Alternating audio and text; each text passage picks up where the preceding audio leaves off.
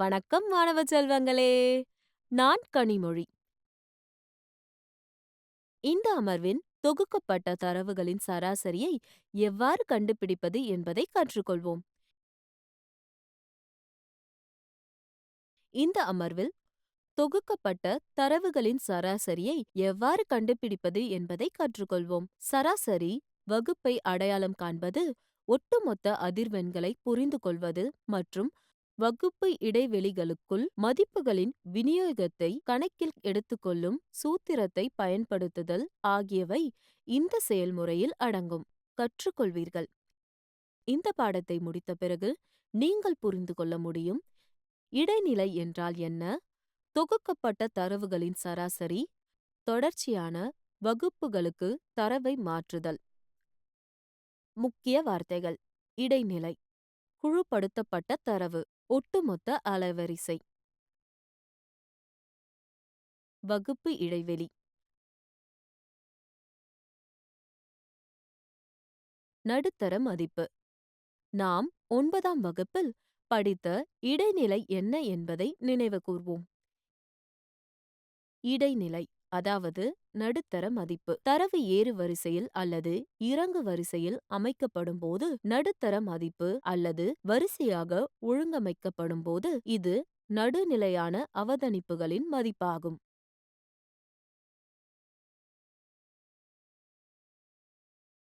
தொகுக்கப்படாத தரவின் சராசரி பின்வருமாறு கணக்கிடப்படுகிறது. அவதானிப்புகளின் எண்ணிக்கையை அடைப்புக்குறிக்குள் n ஒற்றைப்படையாக இருக்கும்போது இடைநிலை என்பது அடைப்புக்குறி n கூட்டல் 1 கீழ்க்கோடு 2 அடைப்புக்குறி மேல் இலக்க th கவனிப்பின் மதிப்பாகும்.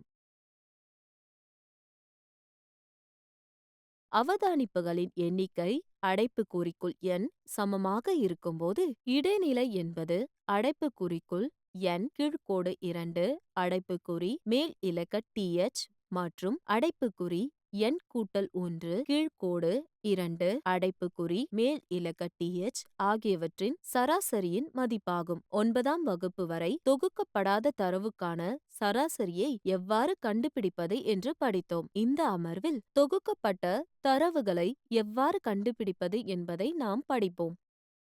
தொகுக்கப்பட்ட அதிர்வெண்களை பார்ப்பதின் மூலம் தொகுக்கப்பட்ட தரவுகளில் கொடுக்கப்பட்ட அவதானிப்புக்கான சராசரியை கண்டறிய இயலாது.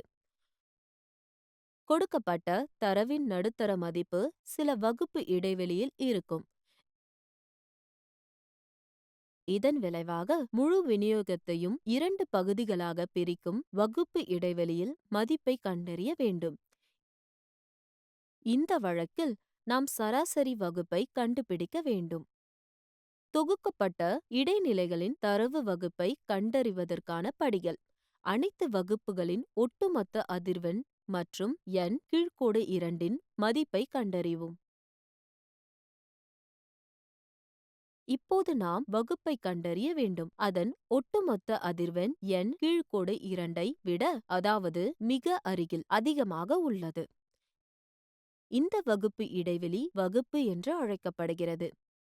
கண்டறிந்த பிறகு ஒரு குழுவான தரவின் சராசரி மதிப்பை கண்டறிய சராசரி வகுப்பு பின்வரும் சூத்திரத்தை பயன்படுத்துகிறது. இடைநிலை ஈடு L கூட்டல் அடைப்புக்குறிக்குள் n கீழ் 2 கழித்தல் CF கீழ்க்கோடு F அடைப்புக்குறி பெருக்கல் h. இங்கே L ஈடு இடைநிலை வகுப்பின் குறைந்த வரம்பு. n ஈடு அவதானிப்புகளின் எண்ணிக்கை. CF ஈடு சராசரி வகுப்பிற்கு முந்தைய வகுப்பின் ஒட்டுமொத்த அதிர்வெண். F ஈடு இடைவெளி வகுப்பின் அதிர்வெண். h ஈடு வர்க்க அளவு, அதாவது வகுப்பின் அளவு சமமாக இருக்கும் என்று வைத்துக்கொள்வோம். குறிப்பு: குழுவாக்கப்பட்ட தரவுகளில் வகுப்பு இடைவெளிகள் தொடர்ச்சியாக இருக்க வேண்டும். வகுப்பு இடைவெளிகள் தொடர்ச்சியாக இல்லாவிட்டால் இடைநிலை கண்டறிய அந்த தரவை தொடர்ச்சியான வகுப்புகளாக மாற்ற வேண்டும். இப்போது ஒரு உதாரணத்தை பார்ப்போம். 10ஆம் வகுப்பு படிக்கும் 51 பெண்களின் உயரம், அதாவது சென்டிமீட்டர், தொடர்பான கணக்கெடுப்பு நடத்தப்பட்டு பின்வரும் தகவல்கள் பெறப்பட்டன.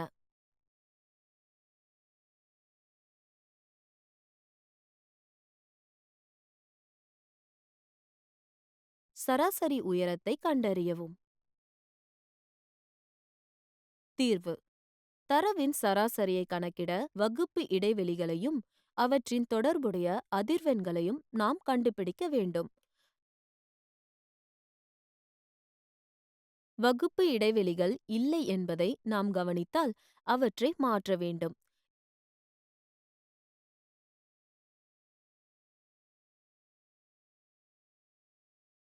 இரண்டு தொடர்ச்சியான உயர்தர வரம்புகளுக்கு இடையிலான வேறுபாடு 5 என்பதை நாம் அவதானிக்கலாம்.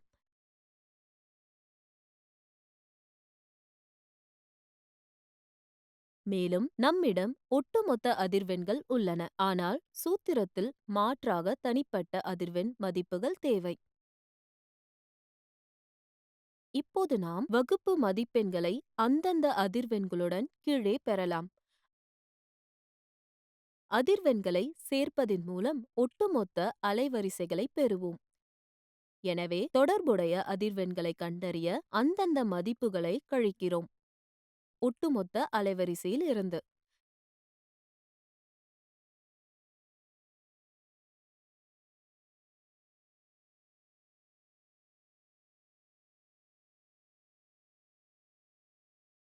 சேர்ப்பதின் மூலம் மொத்தம் n ஈடு 51 கிடைக்கும்.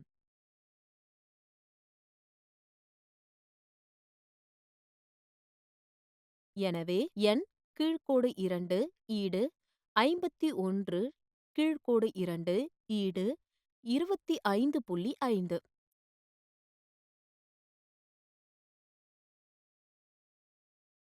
இப்போது ஒட்டுமொத்த அலைவரிசை நெடுவரிசையில் 25.5 மதிப்பு எங்கே உள்ளது அல்லது அருகிலுள்ள மதிப்பு அல்லது 25.5 இன் மிக பெரிய மதிப்பை கண்டறியவும். அட்டவணையை கவனியுங்கள். இது நம் சராசரி வகுப்பாக இருக்கும். 25.5 வகுப்பு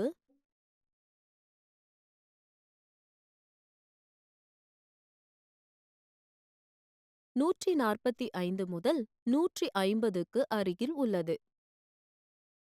எனவே 145 முதல் 150 என்பது சராசரி வகுப்பு. தொகுக்கப்பட்ட இடைநிலையின் தரவு ஆனது L கூட்டல் அடைப்புக்குறிக்குள் n கீழ் 2 கழித்தல் CF கீழ்க்கோடு F அடைப்புக்குறி பெருக்கல் H என்பது நமக்கு தெரியும். அறியப்படாத சொற்களின் மதிப்புகளை கண்டறிந்து சூத்திரத்தில் மாற்று.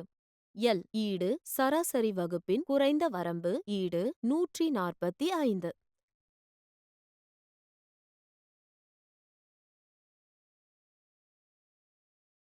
n ஈடு அவதானிப்புகளின் எண்ணிக்கை ஈடு 51. CF ஈடு சராசரி வகுப்பிற்கு முந்தைய வகுப்பின் ஒட்டுமொத்த அதிர்வெண் ஈடு 11. F ஈடு இடைநிலை வகுப்பின் அதிர்வெண் ஈடு 18. H ஈடு வர்க்க அளவு, அதாவது வகுப்பின் அளவு சமமாக இருக்கும் என்று வைத்துக்கொள்வோம். ஈடு 5. இப்போது கொடுக்கப்பட்ட சூத்திரத்தில் உள்ள அனைத்து மதிப்புகளையும் மாற்றவும். பிறகு நாம் பெறுவோம் 145 கூட்டல் அடைப்புக்குறிக்குள் 51 கீழ்க்கோடு 2 கழித்தல் 11 கீழ்க்கோடு 18 அடைப்புக்குறி பெருக்கல் 5.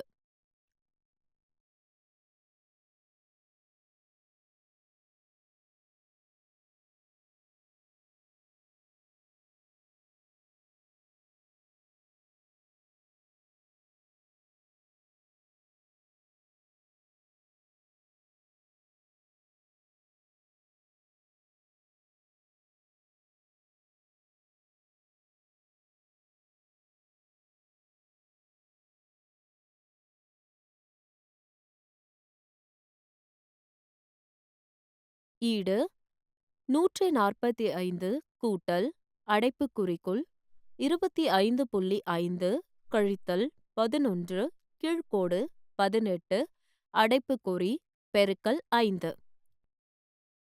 ஈடு 145 கூட்டல் அடைப்புக்குறிக்குள் 14.5 கீழ்க்கோடு 18 அடைப்புக்குறி பெருக்கல் 5 ஈடு 145 கூட்டல் 72.5 கீழ்க்கோடு 18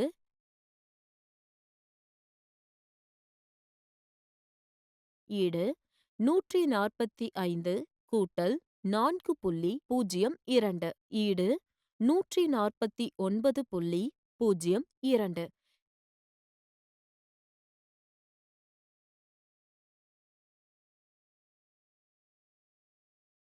எனவே சிறுமிகளின் சராசரி உயரம் 149.02 சென்டிமீட்டர். அதாவது சுமார் 50% சிறுமிகளின் உயரம் இந்த உயரத்தை விட குறைவாகவும் உள்ளது. அதாவது 149.02 சென்டிமீட்டர் மற்றும் 50% இந்த உயரத்தை விட உயரமாகவும் இருக்கும். இன்னும் ஒரு உதாரணத்தை பார்ப்போம். ஒரு தாவரத்தின் 40 இலைகளின் நீளம் அருகிலுள்ள மில்லிமீட்டருக்கு சரியாக அளவிடப்படுகிறது. மேலும் பெறப்பட்ட தரவு பின்வரும் அட்டவணையில் குறிப்பிடப்படுகிறது. இலைகளின் சராசரி நீளத்தை கண்டறியவும். தீர்வு. அட்டவணையை நாம் கவனித்தால் இங்குள்ள தரவு தொடர்ச்சியாக இல்லை. எனவே இது தொடர்ச்சியாக இருக்கும் வரை குழுவான தரவுக்கான சூத்திரத்தை இடைநிலையை நாம் இங்கு பயன்படுத்த முடியாது. எனவே முதலில் தரவை தொடர்ச்சியான வகுப்பு இடைவெளிகளாக மாற்றுகிறோம். இப்போது ஒவ்வொரு வகுப்பிற்கும் உண்மையான வரம்புகள் அல்லது எல்லைகளை உருவாக்குகிறோம். ஒரு வகுப்பு இடைவெளியின் மேல் வரம்பின் சராசரியும் அடுத்த வகுப்பு இடைவெளியின் கீழ் வரம்பும் வகுப்பின் மேல் எல்லையாகிறது. அதாவது மேல் வகுப்பு வரம்பு ஈடு 126 கூட்டல் 127 கீழ்க்கோடு 2 ஈடு 126.5.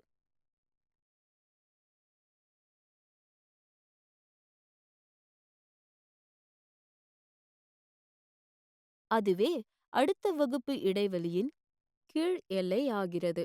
அதாவது 126.5. இதேபோல் அனைத்து வகுப்பு இடைவெளிகளின் எல்லைகளும் கணக்கிடப்படுகின்றன.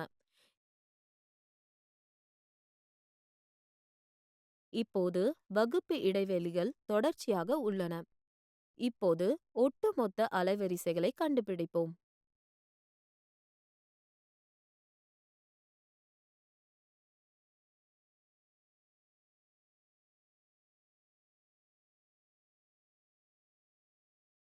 நாம் சேர்ப்பதின் மூலம் மொத்தம் n ஈடு 40 கிடைக்கும்.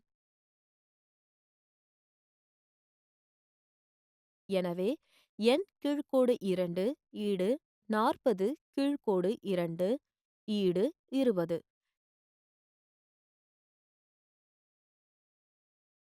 இப்போது ஒட்டுமொத்த அலைவரிசை நெடுவரிசையில் உள்ள அட்டவணையை கவனிக்கவும். மதிப்பு 20 அல்லது 20இன் மிகப்பெரிய மதிப்பு எங்கே உள்ளது?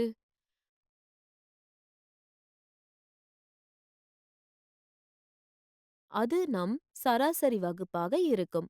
ஒட்டுமொத்த அதிர்வெண்ணில் 20ஐ விட அதிகமாக 29 ஆகும். எனவே 144.5 லிருந்து 153.5 என்பது சராசரி வகுப்பு. தொகுக்கப்பட்ட தரவுகளின் சராசரி L கூட்டல் n கீழ்க்கோடு 2 கழித்தல் CF கீழ்க்கோடு F பெருக்கல் H என்பது நமக்கு தெரியும். அறியப்படாத சொற்களின் மதிப்புகளை கண்டறிந்து சூத்திரத்தில் மாற்று. L ஈடு சராசரி வகுப்பின் குறைந்த வரம்பு ஈடு 144.5.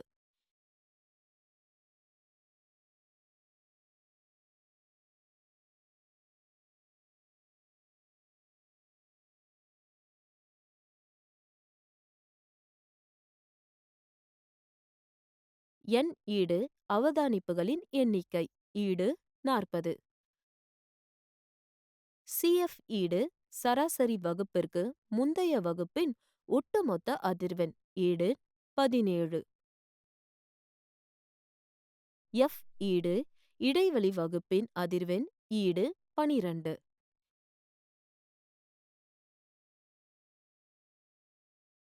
எச் ஈடு வர்க்க அளவு, அதாவது வகுப்பின் அளவு சமமாக இருக்கும் என்று வைத்துக்கொள்வோம். ஈடு 9. இப்போது சூத்திரத்தில் உள்ள மதிப்புகளை மாற்றவும்.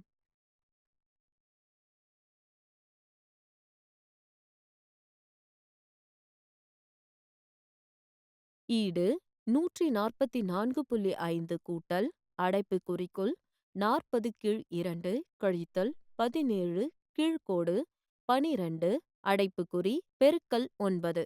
ஈடு 144.5 கூட்டல் அடைப்புக்குறி 20 கழித்தல் 17 கீழ்க்கோடு 12 அடைப்புக்குறி பெருக்கல் 9. ஈடு 144.5 கூட்டல் அடைப்புக்குறி 3 கீழ்க்கோடு 12 அடைப்புக்குறி பெருக்கல் 9. ஈடு 144.5 கூட்டல் 9 கீழ்க்கோடு 4. ஈடு 144.5 கூட்டல் 2.25. ஈடு 146.75.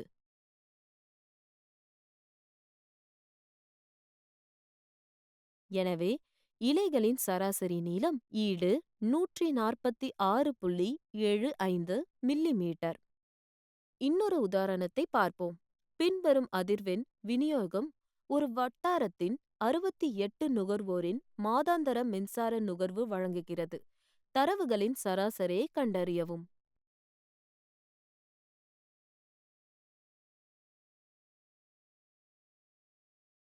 தீர்வு.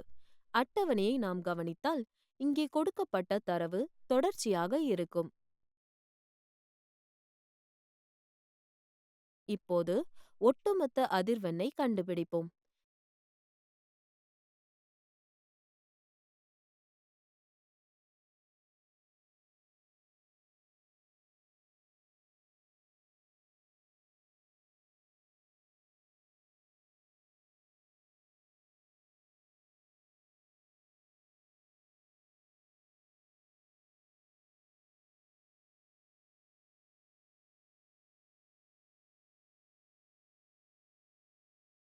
சேர்ப்பதின் மூலம் மொத்தம் எண் ஈடு 68 கிடைக்கும்.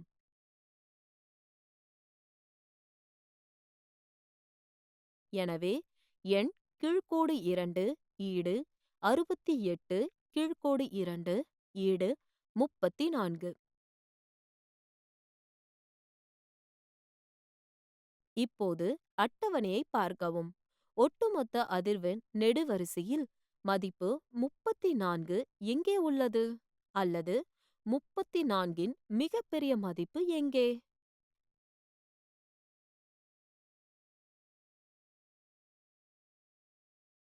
இது நம் சராசரி வகுப்பாக இருக்கும். 34ஐ விட அதிகமான ஒட்டுமொத்த அதிர்வெண்ணில் 42 ஆகும். எனவே 125 முதல் 145 என்பது சராசரி வகுப்பு. தொகுக்கப்பட்ட தரவுகளின் சராசரியானது எல் கூட்டல் அடைப்புக்குறிக்குள் n கீழ் 2 கழித்தல் CF கீழ்க்கோடு F பெருக்கல் H என்பது நமக்கு தெரியும். அறியப்படாத சொற்களின் மதிப்புகளை கண்டறிந்து சூத்திரத்தில் மாற்றுக. எல் ஈடு சராசரி வகுப்பின் குறைந்த வரம்பு ஈடு 125.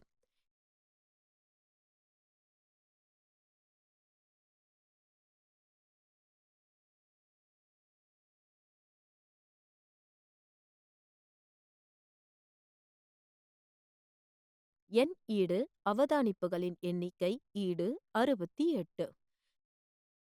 CF ஈடு சராசரி வகுப்பிற்கு முந்தைய வகுப்பின் ஒட்டுமொத்த அதிர்வெண் ஈடு 22. F ஈடு இடைவெளி வகுப்பின் அதிர்வெண் ஈடு 20. H ஈடு வர்க்க அளவு, அதாவது வகுப்பின் அளவு சமமாக இருக்கும் என்று வைத்துக்கொள்வோம். ஈடு 20.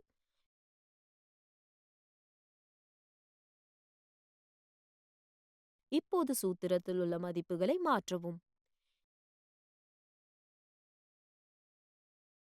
ஈடு 125 கூட்டல் அடைப்புக்குறிக்குள் 68 கீழ்க்கோடு 2 கழித்தல் 22 கீழ்க்கோடு 20 அடைப்புக்குறி பெருக்கல் 20.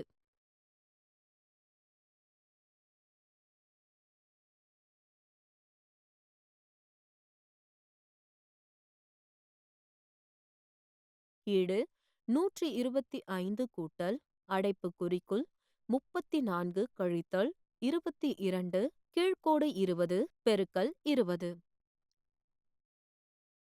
ஈடு 125 கூட்டல் 12. ஈடு 137.